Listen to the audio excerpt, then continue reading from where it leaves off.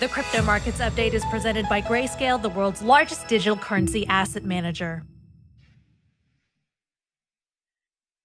All right, checking in on Bitcoin. The CoinDesk Bitcoin price XVX index is trading just under $48,000. Bitcoin flatlining about 30 basis points. The CoinDesk Ether price ETH index is also down more than 5% over the past 24 hours. ETH is trading at about just over $3,400. And the CoinDesk DFX DeFi index right now trading at $630. DeFi also taking a hit of almost 10% over the past 24 hours. Joining us now to discuss the crypto markets is Charles Allen, CEO of Ethereum-focused infrastructure firm BTCS. Welcome to the show, Charles. And so what is your forecast of Ethereum, the price, given the ETH 2.0 upgrade and the burning of over $2 billion worth of new ETH as part of that upgrade? So we're very bullish on Ethereum. I mean, obviously, it's a huge percentage of our holdings. We're maintaining and helping, support that infrastructure, running, 240 validator nodes. With respect to the price and where we think it may go, right? I mean, I don't have a crystal ball, so I don't, want to, don't hold me to it. But I think there's, I would see it very easily in the, post merging of the chains and moving to the Beacon chain and proof of stake network. I mean, I could easily see it, doubling if not more from current levels, right? I think that, with just the number of applications and interest in the blockchain, it really is the, the kind of the blue chip of crypto when it comes to, smart contract based, blockchain. Well, BTCS has had an interesting evolution. You started out as an e-commerce platform in 2013, had crypto partnerships developed in 2014, BTC mining 2015, crypto treasury development 2019, and more recently pivoting to ETH. And is that where you stand right now? Are you just pivoting from BTC and with a more ETH focused, if not all ETH focused? Well, I think our focus is really not so much just ETH, but a pivot towards proof of stake blockchains, right? And providing the infrastructure behind that. So, you kind of mentioned some of our history, right? Like the e-commerce business is just what we started with, right? This is back in the day when, it was us as Bitcoin Shop and, Roger Ver's Bitcoin Store, and there were very few players, right? And so, we pivoted and became the first public company to mine Bitcoin in 2014 and 2015, had a merger teed up with Spindooli's, and just the market wasn't there for us. We were way too early. I don't think that business model was appreciated in the public markets. I mean, if you look now, you've got, Marathon, which we actually helped, I kind of helped them get started in that business back in 2017, Riot Blockchain. You just look across the board at all the public companies, and the majority of them are mining Bitcoin, right? Obviously, there's the Coinbases and other companies that are focused on exchanges. And we kind of looked at this and said, okay, let's, where can we create the most value for our shareholders? Where do we think the market is going? And what's most disruptive? And to us, that conclusion was, we love Bitcoin. We own like 90 Bitcoin.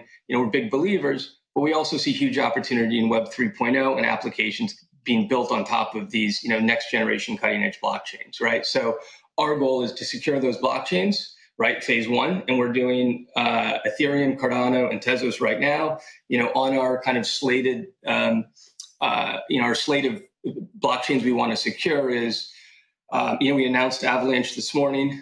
We own, Polkadot, Kusama, Solana, and a few others, right? And the end goal is to secure those blockchains and then build a platform on top where, users can delegate to our pools, right? And we really want to be the infrastructure play for proof of stake blockchains, if that makes sense.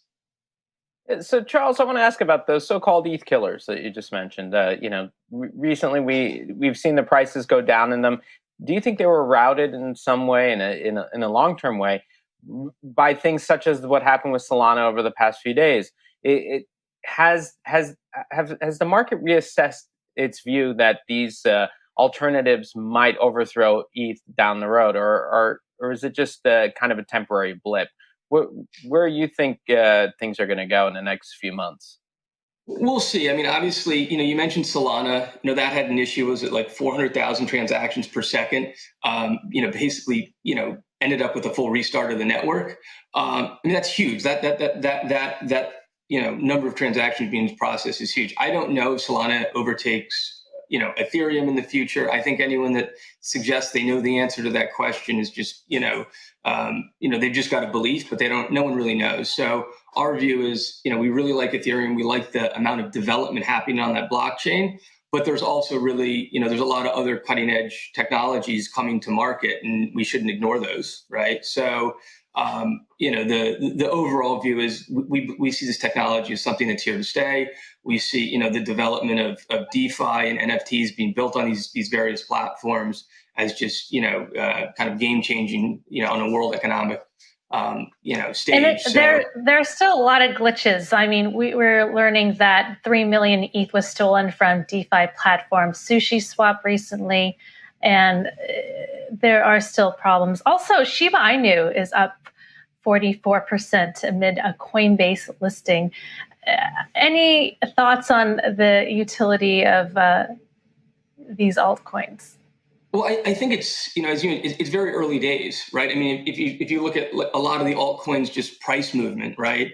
I mean, Solana was, the end of 2020 around $2. It's peaked around 200. Now it's, back in the 140 range, right? So I think there's just been a huge kind of cycle of money flowing from, into the alts, and maybe it'll probably flow back out a little bit, and maybe in and out. We'll see over time.